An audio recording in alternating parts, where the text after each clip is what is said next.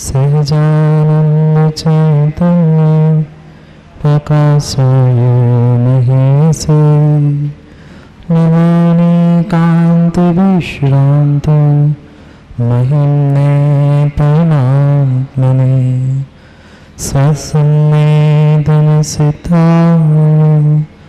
जनाय परमात्मने शुद्धजीवास्तिकाय नित्यानन्दचिदे नमः। नमो अरिहन्ताणं नमो सिद्धाणं हरियाणं नमो वत्सयाणं नमो लोके सर्वसापूर्णम्। पंच परमेष्ठी भगवान की 1008वीं आदिनाथ भगवान की परम पूज आचार्य भगवान कुंद कुंद स्वामी की परम पूज आचार्य भगवान अमृतचंद स्वामी की परम पूज आचार्य भगवान जयसेन स्वामी की परम पूज आचार्य भगवान गुरुवर विशुद्ध सागर जी महाराज की अहिंसामय विश्व धर्म की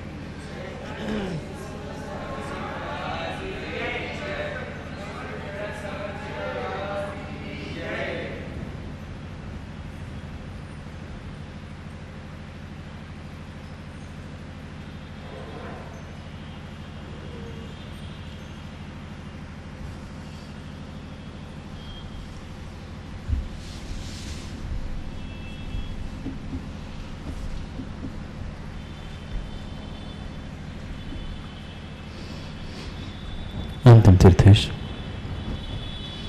वर्धमान स्वामी के शासन में हमसे विराजते और उनके ये पावन पीयूष देशना हम सभी के लिए परम उपकारी है। उपकारमय देशना को समझने के लिए हमने जो अनुयोगों की व्यवस्था बनाई थी, उन अनुयोगों में महान अनुयोग द्रव्यानुयोग और द्रव्यानुयोग के रहस्य को समझने के लिए हम सभी यहाँ पर पंचास्तिकाय ग्रंथ का स्वाध्याय कर रहे हैं।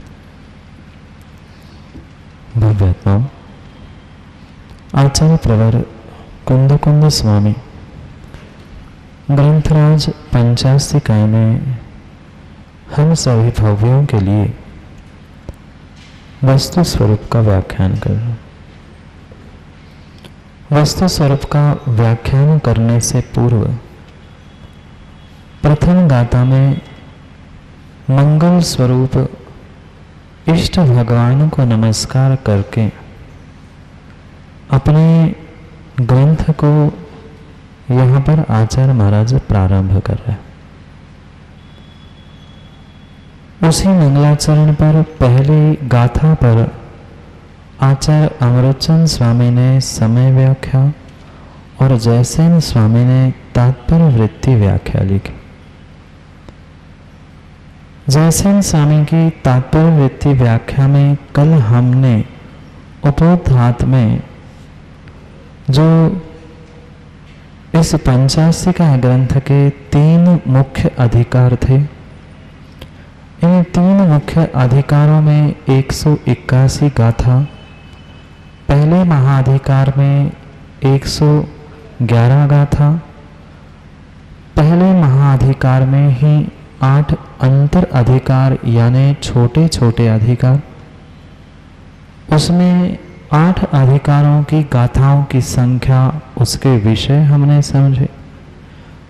पुनः पहले अंतर अधिकार में जो 7 गाथाएं थी, उन 7 गाथाओं को भी हमने विषय क्रम से कल समझा। इतना विषय वस्तु को समझाने के उपरांत फिर उत्थानिका में जयसेन स्वामी ने पुनः अमृतचंद स्वामी की ही बात की पुष्टि करते हुए कुंद कुंद स्वामी के मंगलाचरण पर अपनी टीका प्रारंभ की। 100 इंद्रों को नमस्कार यह बात करके भाव नमस्कार के साथ असाधारण नमस्कार शास्त्र के आदि में शास्त्र के प्रारंभ में मंगल करने के लिए लिखा। यह कह के हमने कल क्रिया कारक संबंध पढ़ा, याद है? क्रिया कारक संबंध हमने पढ़ा और जो पदखंडन रूप से हमने टीका का श्लोक का अर्थ भी समझना कल प्रारंभ किया था। एक विशेष्य था और चार विशेषण थे। 100 इंद्रों द्वारा पूजनीय, जिनकी वाणी विशद, मधुर और 3 लोगों के लिए हितकारी है, जिन्होंने अनंत गुणों को प्राप्त किया है और संसार भव आदि को जीत लिया है। ये 4 विशेषणों के साथ कल हमने विशेष जिनेंद्र भगवान को समझा। पुनः हमने आचार्य अमृतचंद स्वामी और जयसेन स्वामी ने जो कुंद स्वामी की मूल गाथा की छाया की थी, उसको भी हमने कल पढ़ा था। अब उसके आगे पढ़ते हैं। देखना, तात्पर्य वृत्ति टीका गाथा 1, आचार्य जयसेन स्वामी। पदयोर विवक्षितः सुविनय समासांतरयो रीति परिभाषा सूत्र बलेन विवक्षितस्य संधिर्भवति इति वचनात् प्राथमिक शिष्या प्रति सुखबोधार्थमत्र ग्रंथे संधिर नियमो नास्ति इति सर्वत्र ज्ञातव्यम्। एवं विशेषेण चतुष्टयुक्तेभ्यो जिनेभ्यो नमः इत्यानेन मंगलार्थम अनंत ज्ञानादि गुण स्मरण रूपो भाव नमस्कारो अस्ति इति संग्रह वाक्यम। यहाँ पर आचार्य जयसेन स्वामी हमें समझा रहे हैं, पदयोर विवक्षितः सुविनय समासांतर्यो। जब भी संस्कृत भाषा में कोई वाक्य, कोई शब्द, कोई ग्रंथ लिखा जाता है तो कायदा यही है कि 2 शब्दों की संधि की जाती है। संधि यानी जोड़ना। 2 शब्दों को, 2 वाक्यों को आपस में जोड़ने की प्रक्रिया को संधि की ही जाती है। पर यहाँ पर जयसेन स्वामी कह रहे हैं कि ये जो हम सूत्र कह रहे हैं, पदयोर विवक्षिता सुविनय समातांतर्यो, ये ऐसा सूत्र है। इस सूत्र परिभाषा सूत्र बलेन, इसकी परिभाषा सूत्र के बल से विवक्षितस्य संधिर्भवति इति, जितने जितने शब्द है उनकी यथा योग्य संधि होना जरूरी है। संधि यानी जोड़ना। 2 शब्द, 2 वाक्य जहाँ पर आवश्यकता है उनको जोड़ना, यह संस्कृत का भाषा का नियम है। पर यहाँ पर आचार्य महाराज कह रहे हैं कि ऐसा नियम होने पर भी संधि भवती थी, संधि होनी चाहिए थी, पर फिर भी वचनात् प्राथमिक शिष्या प्रति, जो प्राथमिक शिष्य है, जो पहली बार किसी संस्कृत को राजीव जी पढ़ रहे हैं, प्राथमिक यानी पहली बार, जो पहली बार किसी आगम को, संस्कृत टीका को पढ़ रहे हैं, उनके लिए क्या कह रहे हैं? प्राथमिक शिष्य प्रति सुख बोधार्थम, उनके सुख के लिए अत्र यानी यहाँ, जो पहली बार किसी संस्कृत को, किसी आगम ग्रंथ को, किसी टीका ग्रंथ को पढ़ रहा है, ऐसे प्राथमिक शिष्य के प्रति क्या कह रहे हैं? अत्र ग्रंथे संधेर नियमो नास्ति इति। समझ में आया?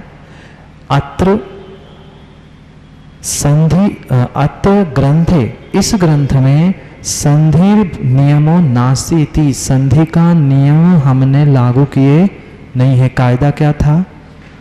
कायदा क्या था? संस्कृत भाषा के नियमों के अनुसार संधि होनी चाहिए थी, पर सभी जगह संधि बनाकर मैं बहुत बड़ा वाक्य बना लूँ, बहुत बड़ा शब्द बना लूँ, तो विषय कैसे समझ में आएगा? जो पहली बार पढ़ रहा है उसको सुख से समझ में आए, अच्छे से समझ में आए। इसलिए इस ग्रंथ में संधिर नियमो नास्ति इति, संधि के नियम हमने लागू किए नहीं है। समझ में आया क्या? जो नियम थे वह परिपूर्ण रूप से व्याकरण के, आगम की कहीं गड़बड़ नहीं है।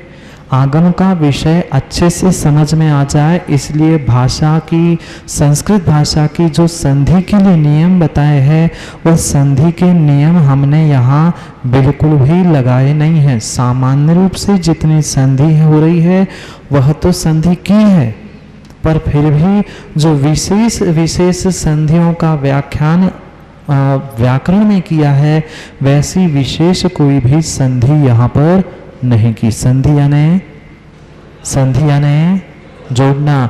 जैसे तत्वार्थ सूत्र का पहला सूत्र है सम्यक दर्शन ज्ञान चारित्राणी मोक्ष मार्ग। यहाँ पर सम्यक शब्द अलग था, दर्शन अलग था, पर साध जोड़ते समय क्या हुआ? सम्यक दर्शन, अंतर समझना। सम्यक और दर्शन ऐसे दो शब्द थे, उसकी संधि हुई तो क्या हुआ? सम्यक दर्शन। अंतर समझ में आया? कभी भी जब एक साथ लिखा जाएगा तो सम्यक दर्शन लिखा जाएगा, और अलग अलग लिखेंगे तो सम्यक दर्शन। दो अक्षर समझ में आ रहेगा, एक में क है और एक में ग है। एक में क है, एक में ग है। जब संधि होगी तो ग लिखा जाएगा और अलग अलग होगा तो क लिखा जाएगा। ऐसे जोड़ने को ही क्या कहते हैं? संधि कहते हैं। जब ये दोनों जुड़ गए और शब्द बना, क का ग हुआ, क्यों हुआ? उसके संधि के नियम हैं। ऐसे जितने सामान्य नियम थे उनका तो पालन किया है, पर फिर भी विशेष जो संधि के नियम हैं उसको यहाँ पर हमने नहीं किया। क्यों? प्राथमिक जो पहली बार पढ़ रहे हैं उनको संधि और भाषा में ही वो बेचारा उलझ गया, तो आगम का रहस्य कैसे समझेगा? समझ में आया क्या? इतनी अंग्रेजी टीचर ने आके झाड़ ली कि बेचारे बच्चों को समझ में ही नहीं आया कौन सा विषय पढ़ा के चले गए। सर पीरियड पूरा हो गया, पर इतनी बढ़िया अंग्रेजी, इतनी फॉरेन की अंग्रेजी बोल के चले गए 1 घंटा, पर विषय क्या पढ़ाया पता नहीं। ऐसा किसी प्राथमिक शिष्य के साथ ना हो। संस्कृत का परिपक्व ज्ञान होने पर भी आचार्य महाराज कह रहे हैं कि प्राथमिक शिष्य को भाषा में ही अगर मैं उलझा के रख लूंगा, संधि करो, उसका विच्छेद करो, उसका अर्थ करो, तो आगम का रहस्य कैसे समझ में आएगा? इसलिए आगम का रहस्य समझना बहुत आवश्यक है। इसलिए भाषा में ना उलझाकर हमने सामान्य नियमों का तो पालन किया, पर कठिन कठिन जो संधि के नियम हैं, नास्ति इति, यहाँ पर वह संधि के नियम हमने लगाए नहीं है। समझ में आया? समझ में आया? भाषा में नहीं उलझाया। विषय समझाने के लिए सामान्य भाषा पर मैं समझाने वाला हूँ, विशेष व्याकरण के नियम मैंने लगाए नहीं है। फिर आगे कहते हैं सर्वत्रम ज्ञातव्यम। सर्वत्र यानी जयसेन स्वामी की सभी टीका में यही विषय समझ लेना, संधि में भाषा में उलझकर बैठ मत जाना। इसलिए वह नियम मैंने पूरी मेरी टीका में कहीं नहीं लिखे, ऐसे जयसेन स्वामी कह रहे। एवं विशेषेण चतुष्टय युक्तेभ्यो जिनेभ्यो नमः। विशेषण कल 2 शब्द पढ़े थे, याद है? विशेष्य और विशेषण। विशेष्य और विशेषण। लाल शर्ट, लाल चेक्स का शर्ट, लाल लाइनिंग का शर्ट, समझ में आना? एक विशेष्य है और 2 विशेषण, लाल भी लाइनिंग का भी। समझ में आया? लाल भी लाइनिंग का, ये विशेषण हुआ। किसके लिए विशेषण था? शर्ट के लिए, तो शर्ट क्या हुआ? विशेष्य हो गया। ऐसे ही विशेषण चतुष्टय युक्तेभ्यो, 4 विशेषणों से युक्त। कितने विशेषण पढ़े हमने जिनेंद्र भगवान के? चार विशेषण पढ़े। उन चतुष्टय यानी चार, इन चार विशेषणों से युक्त जिनेभ्यो नमः, ऐसे जिनेन्द्र भगवान को नमः यानी नमस्कार। इति अनेन, इस प्रकार से, किस प्रकार से? इस प्रकार से यानी चार विशेषण और एक विशेष, इस प्रकार से मंगलार्थम, मंगल के लिए, किसके लिए कहा है? पहला श्लोक किसके लिए कहा है? मंगलार्थम, मंगल करने के लिए, अनंत ज्ञानादि गुण स्मरण रूपो, अनंत ज्ञानादि गुण, हमने अंतातीत गुण में समझा ना, अनंत ज्ञानादि गुणों का स्मरण करते हुए भाव नमस्कारो अस्ति इति, संग्रह वाक्य। क्या कहा? क्योंकि प्रारंभ हमने किससे किया था?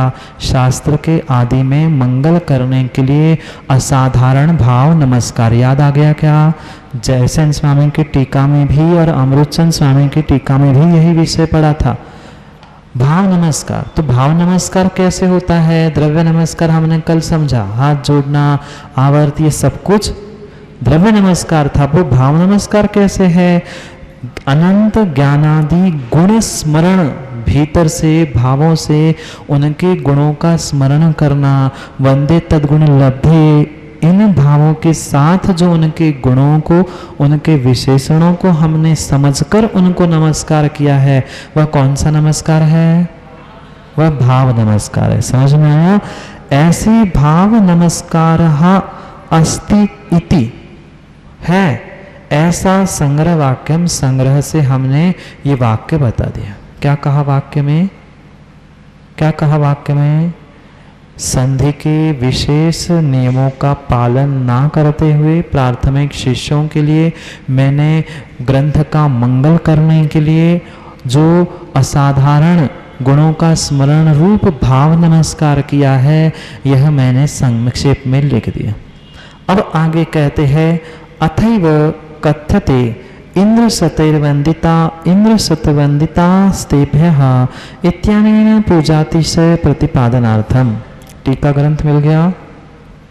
टीका मिल गई? नहीं हो तो एक आध दो और ग्रंथ है, ले लो, भैया के पास है, पर इतना ध्यान रखना कि रोज पढ़ना पड़ेगा। जिनको चाहिए भैया के पास है, आगे आके ले लो भैया जी के पास।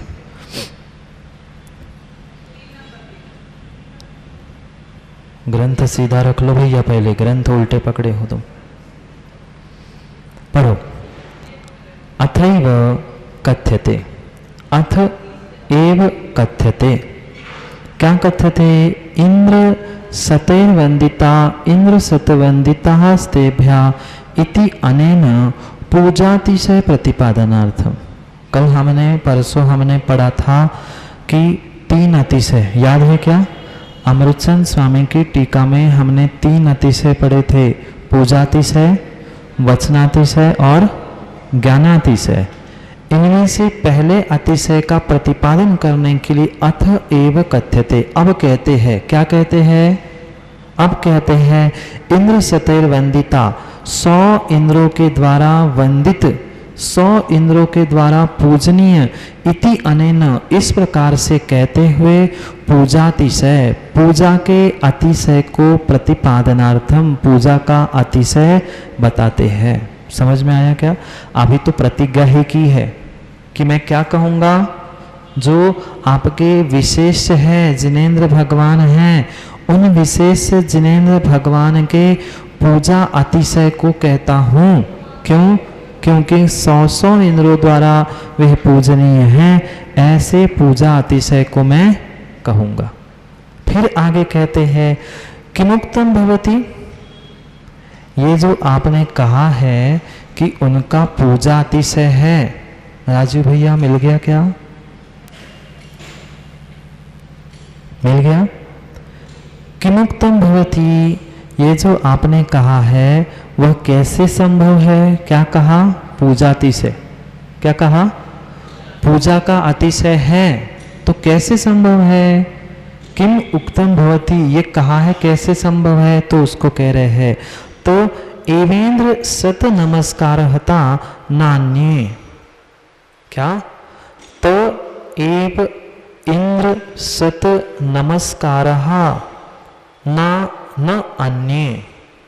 संस्कृत थोड़ी थोड़ी पढ़ना भी सीख लो। अर्थ तो मैं बता ही रहा हूँ, पर कैसे अर्थ किया जाएगा, जो छोटी छोटी संधियाँ हैं उनका विच्छेद करके कैसा पढ़ा जाएगा वो भी समझना आवश्यक है। क्या कह रहे हैं?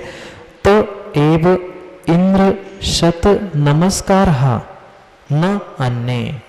अन्य जितने भी हैं उनको कोई भी 100 इंद्र नमस्कार नहीं करते, पर जो एव ये जो जिनेंद्र भगवान हैं, हमें जिनको मैं नमो जिनाणम करके कह रहा हूँ, उनके लिए क्या करते हैं? इंद्र सत नमस्कार 100 इंद्र नमस्कार करते हैं, न अन्य, अन्य किसी को भी नमस्कार नहीं करते। किसको करते हैं? मात्र हमारे जिनेंद्र भगवान को ही। तो एव इंद्र, वही उन्हीं के लिए मात्र इंद्र, एक नहीं 100 इंद्र नमस्कार करते हैं, न अन्य। संधि बन के शब्द क्या हुआ राजीव? नान्य। शब्द क्या लिखा है? नान्य, पर उसका विग्रह यानी संधि का विच्छेद, संधि को अलग अलग करके पढ़ेंगे कैसे? न अन्य। ये संस्कृत का नियम है। समाना सवर्णे दीर्घी भवति परस्य लोपम, ये कार्तंत व्याकरण का सूत्र है। समान समान शब्द जब आते हैं अ और अ दोनों मिलके आ बना, और न अन्य दोनों के अ मिलके नान्य ये शब्द बना। हमें व्याकरण नहीं समझना, पर बता रहा हूं कि ऐसे भी नियम हैं। तो छोटे छोटे नियमों का तो पालन करके उनने संधि बनाई है, पर विशेष बहुत लंबी कोई विशेष वाक्य ऐसा कई कार्य यहाँ पर नहीं किया। समझ में आया? पूजा अतिशय क्यों? पूजा अतिशय क्यों? मात्र इनको ही, ये जरूरी है, मात्र जिनेंद्र भगवान को ही 100 इंद्र नमस्कार करते हैं, उनकी पूजा अर्चना वंदना करते हैं, न अन्य, अन्य किसी की नहीं करते। कस्मात, कैसे? तेषाम देवासुरादि युद्ध दर्शनात्। आप कह तो रहे हो, पर हमने तो सभी जगह यही देखा कि देव और असुरों में तो देखी कि नहीं? अभी अभी लॉकडाउन में बहुत सारों ने देखा और टीवी पे शाम कर, देव और असुरों में तो हम कैसे माने? 100 शिष्य भी और आचार्य महाराज भी बहुत समझदार थे, इसलिए उन्होंने स्पष्ट कह दिया कि भाई ठीक है, आप तो कह रहे हो मान लिया, पर मैं कैसे मानूं? क्यों? क्योंकि ये जितने भी देखे जा रहे हैं देव असुर आदि में तो युद्ध देखा जाता है। फिर मैं ये कैसे मानूं कि 100 इंद्र इनको नमस्कार करते हैं? प्रश्न समझ में आया क्या? प्रश्न पूछा किस कारण से? पहले कहा पूजा अतिशय को प्राप्त है, फिर क्यों है? क्योंकि 100 इंद्र इनको नमस्कार करते हैं, अन्य नहीं करते। तो ये जो 100 इंद्र कह रहे हो, वे तो आपस में लड़ते हुए देखे गए हैं। देव और असुर लड़ते हैं, युद्ध करते हैं, फिर हम कैसे मान ले कि वे इनको नमस्कार करते? प्रश्न समझ में आया? देव असुर जब लड़ते देख रहे हैं तो फिर उनको नमस्कार करेंगे कि लड़ेंगे? फिर कैसे मानो मैं 100 इंद्र उनको पूजनीय है, 100 इंद्रों के द्वारा वह पूजनीय है? जो युद्ध में रत है, युद्ध कर रहे हैं, वे देव पूज्य नहीं होते। कौन? यहाँ देवों की बात कर रहे हैं, देवादिदेव को पहुंचे नहीं है अभी। देव, अदेव, कुदेव और देवादिदेव, 4 देव पढ़े थे, याद है ना? पुनः पुनः दोहराना। अरिहंत देव कौन है? हमारे लिए देवादिदेव है, क्योंकि 100 इंद्र उनसे उनको पूजा करते। वे देवाधिदेव, देवों के देव हो गए। 4 निकाय के, स्वर्गों के, व्यंतर, ज्योतिष आदि देव है, वे देव है। अदेव, जिसमें देवत्व ही नहीं है, जीवत्व ही नहीं है, ताले को सुबह सुबह, दुकान की देहरी को, ये क्या है? ये अदेव है। और विपरीत रूप में, विपरीत स्वरूप में हम जिनको देव स्वीकार कर रहे हैं वे कुदेव है। समझ में आया? इनमें से ये जो देव असुर आदि देखे जा रहे हैं वे तो ऐसे ही काम करते देख रहे हैं, फिर वे पूज्य कैसे? और उनके द्वारा पूजनीय जो लड़ रहे हैं वे पूजा भी नहीं करेंगे और उनके पूजनीय भी तो लड़ाकू ही होंगे। कहने का अभिप्राय भी समझना, जो जिनके बच्चे लड़ रहे हैं, ऐसा कहते ना जिनके बच्चे ही ऐसे तो माँ बाप कैसे होंगे? जो नमस्कार करने वाले युद्ध कर रहे हैं तो फिर भगवान कैसे? वे तो लड़ते हुए दिख रहे हैं, ये देव कैसे और उसके देवाधिदेव कैसे? ये प्रश्न पूछा। अब उसका उत्तर आगे देते हुए कहते हैं, तेषाम आगे त्रिभुवनाथाय शुद्धात्म रूप प्राप्त्युपाय प्रतिकारत्वाहितम। अब अगले विशेषण पर पहुंच रहे हैं। पहले तो ये समझना कि उन्होंने प्रश्न पूछा कि जो देव और असुरों आदि का योग्य देखा जाता है तो वह पूजनीय कैसे? तो उत्तर उन्होंने ये कह दिया आचार्य महाराज ने कि भाई हम उनको नमस्कार नहीं कर रहे, हमारा नमस्कार किसको है?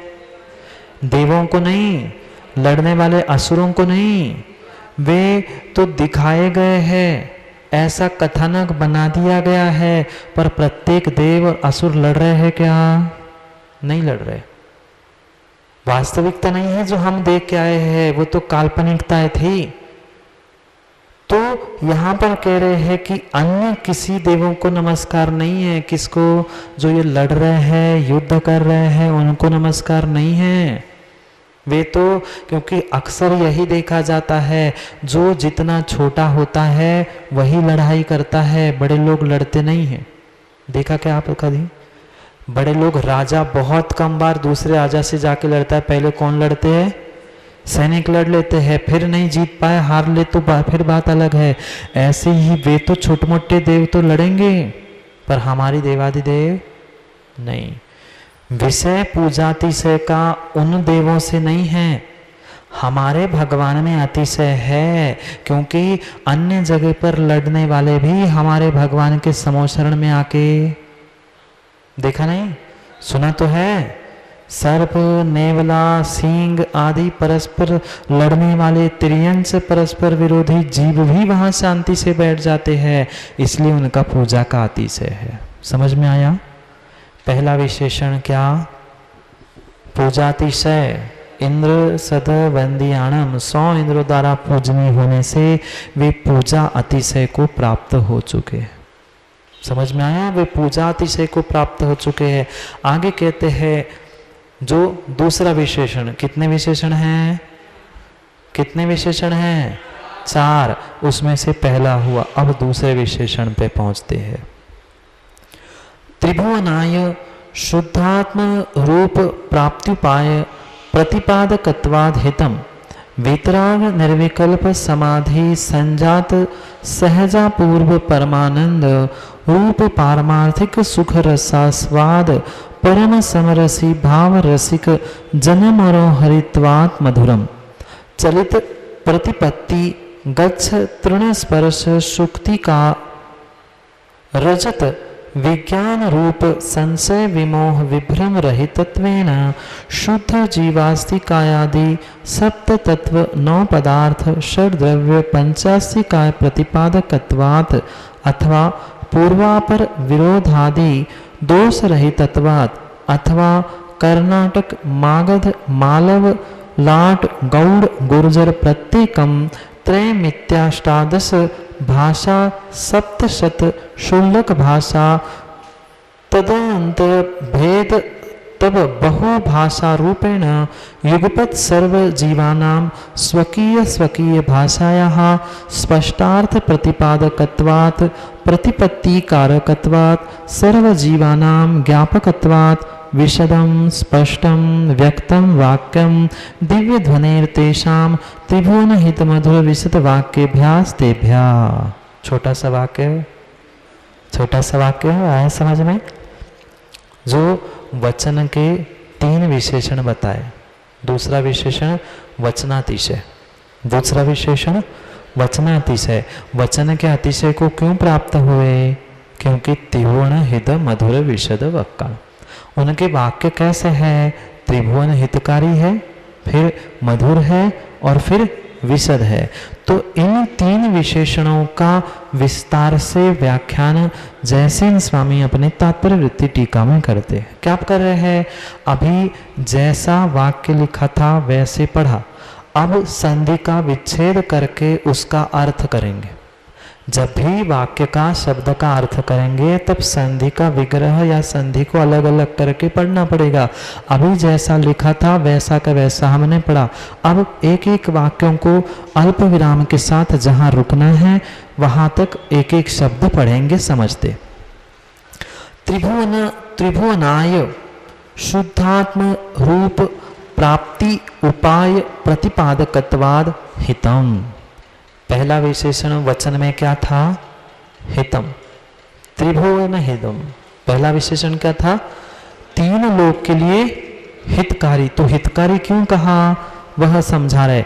त्रिभुवनाय, तीन लोक के लिए शुद्धात्म रूप प्राप्ति उपाय प्रतिपादकत्वात्।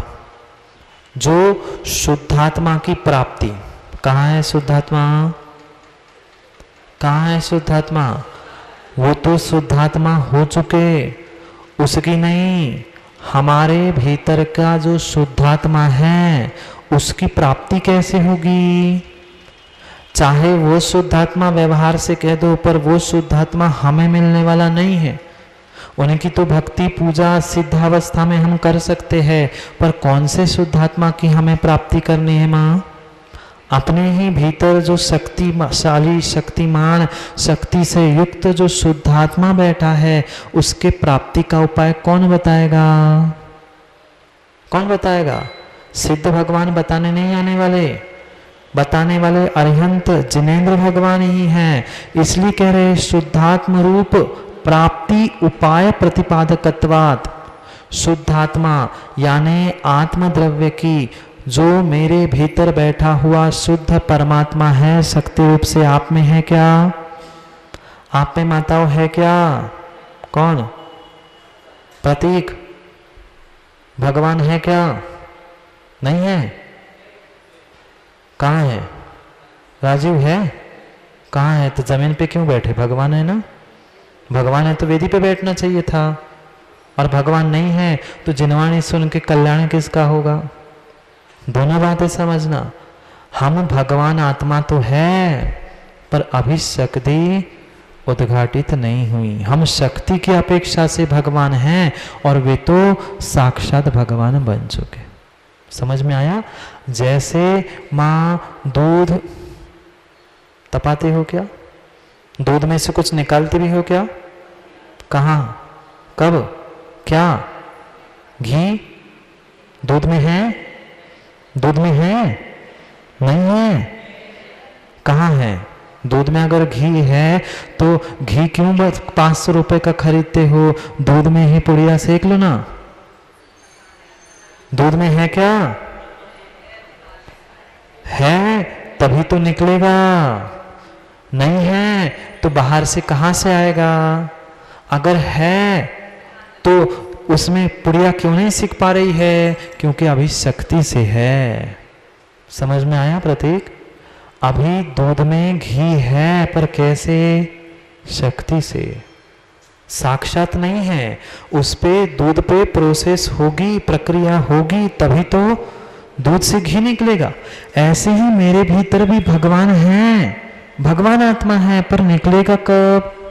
जब रत्नात्रय रूपी तपस्या रूपी आराधना रूपी प्रोसेस होगी, तब जाके मेरी आत्मा से शुद्धात्मा प्रकट होगी। है कि नहीं? अभी है। तो उसका जो उपाय है, सम्यक दर्शन, सम्यक ज्ञान, सम्यक चारित्र, ये किसने बताया? जिनेंद्र भगवान। ये हमारे जिनेंद्र भगवान ही बताने वाले हैं। इसलिए उनके वचन कैसे है? हितम, हितकारी है। कैसे है?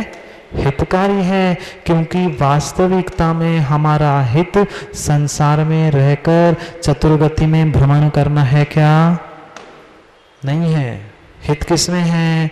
शुद्धात्मा को प्राप्त करके हम भी सिद्धो सम आनंद भोगे, आनंद लूटे। वास्तविकता में हमारा हित उसी में है। तो उसका उपाय बताने वाले कौन हैं?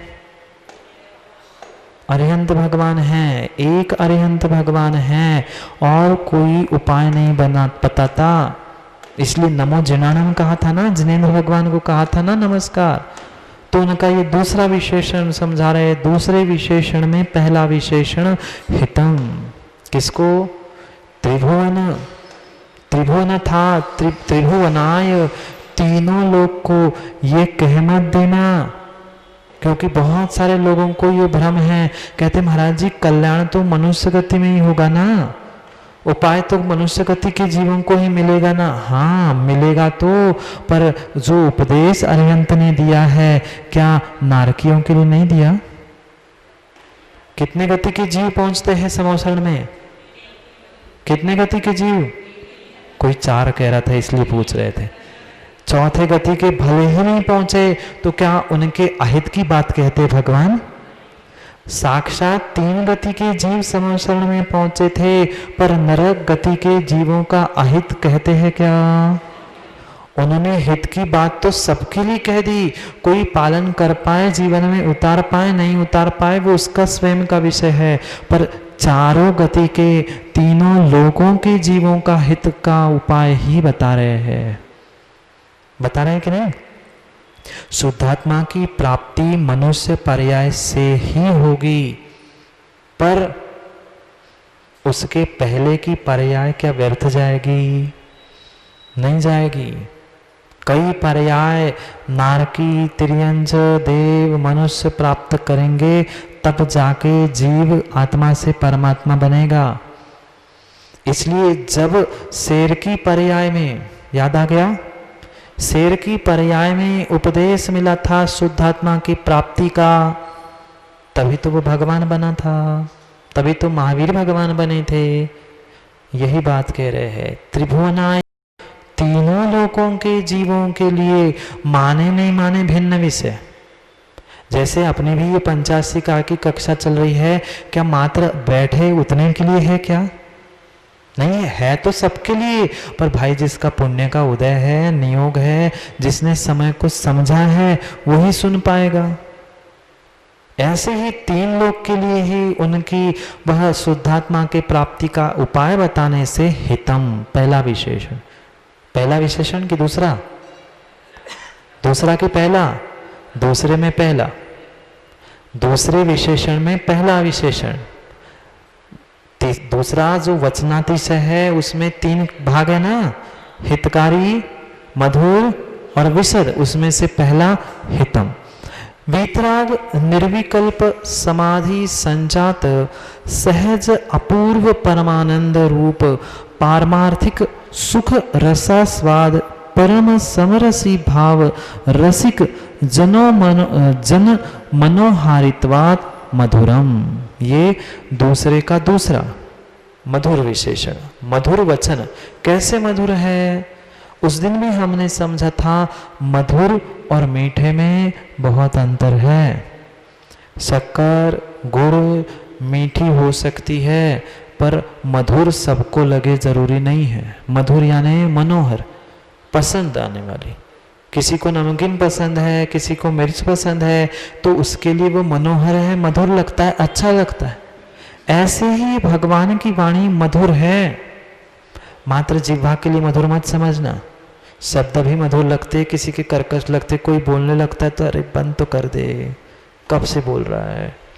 और कुछ ऐसे जीव होते जिनकी वाणी सुनते रहो कहते हैं और तो सुनाओ, और तो सुने। ये मधुरम, अंतर समझ में आया माँ? मीठा, मधुर, मीठी नहीं, अच्छी मात्र नहीं, मधुर, मनोहारी लगने वाली। क्यों मनोहारी मधुर कह रहे हैं? वीतराग, कितने सारे विशेषण देके समझा रहे, पढ़ना। वीतराग निर्विकल्प समाधि संजाता सहज अपूर्व परमानंद रूप पारमार्थिक सुख रसास्वाद परम समरसी भाव रसिक। किसकी बात चल रही है? ये जिनको वास्तव में जिनवाणी सुनने में इंटरेस्ट है वह माँ सब काम छोड़ के आता है कि नहीं? आपके घरों में क्या काम धाम नहीं है क्या? काम तो है, पर जिनवाणी सुनने में आपको आनंद आता है। आपको इन शब्दों के आप रसिक हो। किसके? कोई गाने सुनने का रसिक होता है, कोई डांस का रसिक होता है, आप जिनवाणी श्रवण करने के रसिक हो। यहाँ पर यही कह रहे हैं रसिक जन, आखिरी का शब्द पढ़ लो, मनोहारित्वात के पहले, पीछे से तीसरा चौथा शब्द, जो रसिक जन मनोहारित्वात। कैसे रसिक? किसके रसिक? कोई संगीत के रसिक, कोई अन्य कार्यों के भोजन करने के रसिक, भोजन बनाने वाले रसिक नहीं, और भी कुछ रसिक होते हैं, उनकी बात कह रहे हैं। तो वह समरसी भाव रसिक, समरसी भाव का आनंद लेने वाले, उसमें जो रसिक है वह कैसे है? एक एक क्रम से समझना, कहाँ से कहाँ तक ले जाकर आचार्य महाराज समझाने वाले हैं।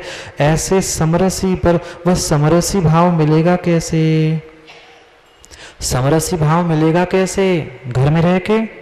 समरसी यानी सभी परिणामों में, परिणति में समान भाव रहना। घर में रहता है ना? घर में रहता है ना? घर में रहता है ना? वही तो पूछ रहा हूं ना। नहीं रहता। पर यहाँ के कथनचित कुछ क्षण के लिए तो समता परिणाम समरसी भाव आता है कि नहीं? क्यों? क्योंकि जिनवाणी सुन रहे हैं। ऐसे समरसी भाव रसिक, समरसी भाव के जो रसिक है, समरसी भाव को प्राप्त करने वाले हैं, उनके लिए मनो है। पर यह समरसी भाव भी मिलेगा कैसे? पारमार्थिक सुख स्वाद, जिसको परमार्थ के सुख का स्वाद प्राप्त करने की भावना है। वास्तव में वही जिनवाणी को माँ सुन सकता है, समझ सकता है, पढ़ सकता है, जिसको अपना पारमार्थिक कल्याण करना है। पारमार्थिक यानी, परमार्थ यानी ये तो इस लोक का कल्याण हुआ, हम भोजन कर रहे हैं, सबको संभाल रहे हैं, पर अगली पर्यायों का, भविष्य का, परलोक का जो कल्याण है वह पारमार्थिक सुख है। ये जितना भी हम व्यापार, घर, काम सब कुछ कर रहे हैं, यह तो इस लोक का सुख है, आज का सुख है, पर परमार्थ से यानी परमार्थ, उत्कृष्ट अर्थ, अन्य पर्याय में जो देव और स्वर्ग के बाद सिद्ध अवस्था को प्राप्त करना है, वास्तविक वही पारमार्थिक सुख है। आप लोग नहीं चाहते ना? अभी मिले नहीं मिले भिन्न विषय है, पंचम काल में मिल नहीं सकता, पर इच्छा तो हमारी वही है। वह जो परमार्थिक सिद्धों का सुख है, अतीन्द्रिय सुख है, उस अतीन्द्रिय सुख का स्वाद लेकर परम समरसी भाव में लीन होने वाला जो रसिक है। भगवान की बात नहीं चल रही है, जिनवाणी भगवान को सुनानी नहीं है, ये भूल मत करना। विषय हम आप ही लोगों का चल रहा है। मधुर किसके लिए? भगवान के लिए। उन्होंने तो बखान कर लिया, अब मधुर किसके लिए? जो सहज अपूर्व परमानंद वीतराग निर्विकल्प समाधि संजात, जो वीतराग निर्विकल्प समाधि से संजात यानी उत्पन्न, संजात यानी उत्पन्न, निर्विकल्प वीतराग समाधि, मरण नहीं लिखा, शब्द अच्छे से पढ़ना, समाधि मरण संजात नहीं लिखा, हमने समाधि का अर्थ मरण मान लिया। हाँ, मरने का अर्थ समाधि नहीं है, समाधि मरण पर नहीं है।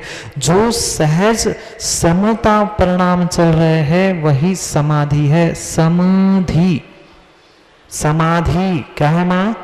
समाधि, समाधि, मरना मरना मरना सोचना समाधि नहीं है।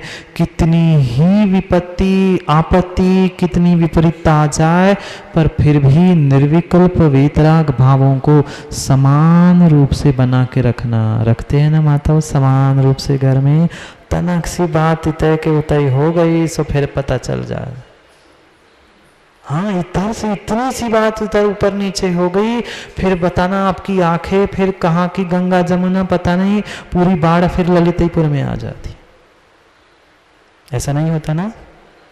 यहां तो कह रहे हैं वीतराग निर्विकल्प समाधि संजात, यानी समता परिणामों से, वो भी कैसे समता परिणाम, वह भी वीतराग राग रहित निर्विकल्प। हमारे तो 24 घंटे सोते समय भी विकल्प विकल्प विकल्प सताते।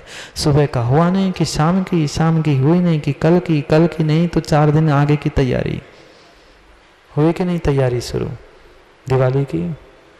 अभी तो पर्यूषण खत्म हुआ, अभी पता चलेगा 8, 10, 15 दिन में सबकी तैयारियां शुरू हो जाए। निर्विकल्प हमारा कितना विकल्प, वीतराग निर्विकल्प समता रूप समाधि संजात, इससे उत्पन्न जो सहज अपूर्व परम आनंद। कैसा आनंद, कैसा आनंद, मीठे खाने का, दूसरे को भोजन कराने का नहीं, ये सहज नहीं है, ये कृत्रिम आनंद है, ये बनावटी आनंद है। जितने जितने इंद्रियों का सुख और आनंद लूट रहे हैं, वे सभी सुख और आनंद बनावटी है, वास्तविक नहीं है। सहज अपूर्व, पूर्व यानी पूर्व में भोगा हुआ, पूर्व में अनुभव किया हुआ, ये इंद्रियों के विषय, इंद्रियों के आनंद, इंद्रियों के सुख अनादि से हम भोगते आए हैं। उस अपूर्व आनंद को अभी तक प्राप्त ही नहीं किया, प्राप्त नहीं किया। प्राप्त करने की भावना ही भाव, सहज अपूर्व परमानंद रूप, ऐसा जो पारमार्थिक सुख है। कैसा, पुनः क्रम से समझना, निर्विकल्प वीतराग समाधि से उत्पन्न जो सहज अपूर्व परम आनंद है, ऐसे परम आनंद रूप जो पारमार्थिक सुख है, ऐसे पारमार्थिक सुख के रस स्वाद करने से जो परम समरसी भाव का रसिक है, कौन, ये इंसानों की, मनुष्यों की ही बात चल रही है, कोई भगवानों की बात नहीं चल रही है। अरे वे तो परमानंद लूट रहे हैं, समरसी भाव में लीन हैं, वे उसको प्राप्त करने की इच्छा नहीं कर रहे। कौन करेगा प्राप्त करने की इच्छा, जिसके पास नहीं है, जिसके पास नहीं है वही तो इच्छा करेगा। जो स्वयं सुबह शाम भोजन कर रहा है, वो सोचेगा क्या मेरे भोजन के बाद कल का भोजन मिलेगा। जो बेचारा आज का कमा के कल की व्यवस्था नहीं, वही सोचेगा ना कि कल भोजन मिलेगा कि नहीं मिलेगा। करोड़पति क्यों सोचेगा।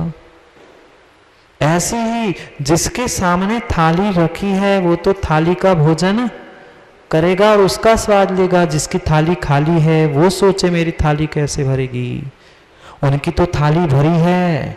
पारमार्थिक जो सुख है, जो सहज अपूर्व आनंद है, निर्विकल्प समाधि है, समरसी भाव है, उससे वे परिपूर्ण हैं। वे तो आनंद लूट रहे हैं, पर मैं उसका रसिक हूँ, मैं उसे प्राप्त करना चाहता हूँ, मैं उसको प्राप्त करने की इच्छा करता हूँ। मैं रसिक और उसमें इंटरेस्ट रखने वाला। वे क्या कर रहे हैं, वे तो उसका सुख भोग रहे हैं। मीठा खाया कभी, आसे मीठा खाया कभी। जब मीठा खाते हो तब क्या सोचते हो, तब राजेश जी को सोचते हो क्या, तब मीठे खाने का आनंद लेता है समझदार व्यक्ति, तब मीठे खाने का आनंद लेता है। जिसके मुख में मीठा है वो ये नहीं सोचता अच्छा ये रसगुल्ला है कैसे बनाया होगा, कितना मैदा, कितना आटा, कितना खोआ, कितना, ये नहीं सोचता। बनाते हुए तो मां सोचना पड़ेगा, खाने से पहले सोचना पड़ेगा, पर खाते समय गटक गया, दूसरा चला गया, तीसरा चला गया। ये आनंद विसिद्ध भगवान उसका आनंद लूट रहे, पर मैं उसका रसिक हूं, मैं उसे प्राप्त करने वाला हूं। जैसे थाली में प्रतीक, मिठाई कौन सी पसंद है, अब कोई भी पसंद हो, रसगुल्ला खला हो, हाँ सब मिठाई पसंद है, सामने रखा है, मुंह में पानी आता है कि नहीं। भले ही पेट भरा हो पर लगता है थोड़ा सा तो एक पीस बस खा ले। भले ही आदमी को डायबिटीज हो, डॉक्टर ने मना किया हो, पर जिसको मीठा पसंद है इतना सा एक टुकड़ा बस दे दो। ऐसे यहाँ कह रहे हैं जिसको उस परमार्थ सुख की इच्छा है, उसका इंटरेस्ट है, उसमें रसिक है ना, उनके लिए भगवान की वाणी मधुर है। हर किसी के लिए मधुर नहीं है। जिसको मीठा पसंद नहीं है उसको वह मीठा मधुर नहीं लगेगा। जिसको पारमार्थिक सुख चाहिए नहीं है, सहज अपूर्व आनंद को प्राप्त करने की भावना ही नहीं है, जो उसमें इंटरेस्ट रखता ही नहीं है, उसके सामने कितना ही भजन बना लो, कितना ही भजन सुना लो, वो कान बन के बैठा, अरे यार कहाँ से जनवाणी सुनने बैठा दिया। नहीं, परमार्थ रसिक जन मनोहारित्वात्, ऐसे लोगों को मनोहारी लगने से मधुरम, कैसा है? मधुर है, उनकी वाणी मधुर है। समझ में आया? समय हो गया है, घड़ी भी देखा करो। मधुरम, क्या करे, जिन वाणी में इतना मधुर, इतनी मधुरता है भगवान की वाणी में कि लगता ही नहीं कि बंद करें। 1 घंटा हो गया पढ़ते पढ़ते, पढ़ेंगे कल आगे जो तीसरे विशेषण, दूसरे विशेषण में तो तीसरा विशेषण है, उसकी विस्तार से व्याख्या कल करेंगे, पर समय पे। समझ में आया? 2 ही विशेषण समझे हमने, दूसरे के और पहले के। अभी तीसरा विशेषण दूसरे का कल विस्तार से समझेंगे, तीसरा चौथा और भी विशेषण, और जो मंगल आदि की व्याख्या जयसेन स्वामी ने की है उसको भी समय पर, समय की बात के लिए कल पुनः समय पे समझते हैं, क्योंकि समय पे किया गया काम समय को दिलाता है। बोलिए भगवान महावीर स्वामी की